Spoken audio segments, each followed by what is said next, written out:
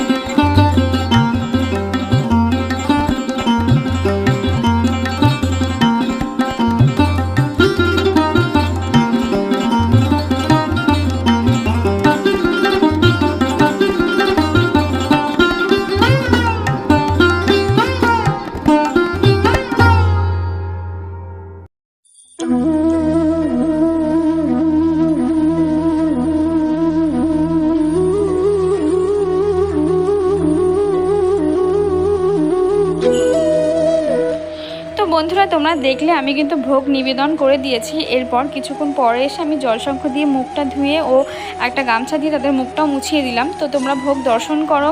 তো এবারের রাধাষ্টমীটা আমি একদমই ঘরোয়াভাবে আমার রাধারানীর জন্মদিনটা পালন করেছি। তোমাদের কেমন লাগলো সেটা কিন্তু অবশ্যই জানিও, আর যদি ভালো লেগে থাকে তবে ভিডিওটাতে একটা অবশ্যই লাইক করে দিও, আমার চ্যানেলটিকে একটা সাবস্ক্রাইব করে আমার পাশে থেকো। তো আজকের পর্যন্ত ভিডিওটি এই পর্যন্তই। সবাই সুস্থ থেকো, ভালো থেকো, রাধে রাধে।